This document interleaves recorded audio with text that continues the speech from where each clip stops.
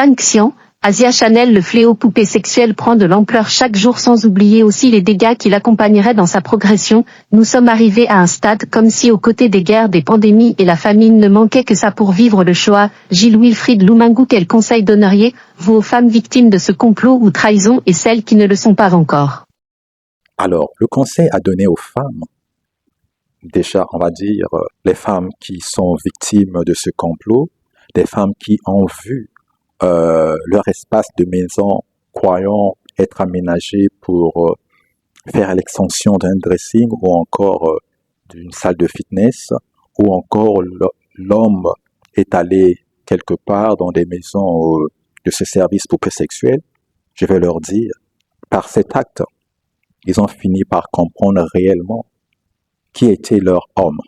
Certainement dans les échanges de parcours de vie, afin de se connaître pour se mettre ensemble, même si cela a pris des années, certainement qu'il y avait une chambre d'ombre auquel vous n'étiez pas permis ou il n'y avait pas l'accès, et cet acte-là a permis de comprendre exactement que cet endroit était fermé, comme Jean-Paul Sartre disait que autrui a son arrière-boutique, les idées dont on ne connaît pas.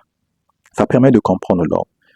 Alors, je peux vous dire par rapport à cela, c'est vrai, ça déshonore, mais restez forte. Relevez la tête.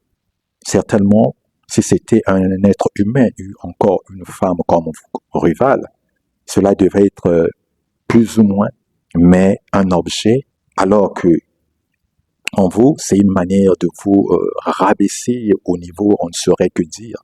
Mais en réalité, ayez ce courage-là et plutôt regardez, comment dirais-je, en renvoyant la balle à celui qui vous a posé cet acte-là.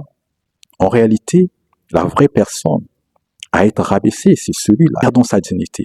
En arrivant jusqu'à ce point, c'est vrai que ça dérange, ça fait mal, mais au contraire, dans ce mal-là, suscitez en vous la force de pouvoir vous relever et de pouvoir comprendre finalement que la vie se trouve devant. Ce n'est pas lorsque quelqu'un qui vous méprise ou encore quelqu'un qui ne reconnaît pas vos valeurs. Parce que lorsqu'on arrive à poser un tel acte, on va se le dire que le trésor qu'on avait ses choix en rapport avec son épouse, on n'a pas su certainement le préserver, on n'a pas su certainement donner la place à ce trésor-là, qui est vous. Et voilà, on va dire, il n'a pas su faire le bon choix. Tenez bon parce que les problèmes de la vie ne manquent pas. Aujourd'hui, il y a des femmes qui sont violées, battues, qui vivent des injustices incroyables. Mais ces femmes-là ne perdent pas courage, ils se mettent debout parce que se disent, le fait de me laisser prendre par les soucis, la déception, c'est une manière de m'enterrer moi-même. Pendant ce temps, le monsieur restera là en train de frotter ses mains, en train de crier victoire. Mais lorsque vous vous mettez debout, c'est vrai avec une douleur parce que un mal, lorsqu'on l'encaisse, on est obligé de le sentir, même de le faire voir par son attitude. Mais cela ne devrait jamais vous mettre à terre. Mettez-vous debout, continuez votre route, faites votre vie et comme on dit, regardez tout cela comme dans un rétroviseur parce que la vie se trouve devant.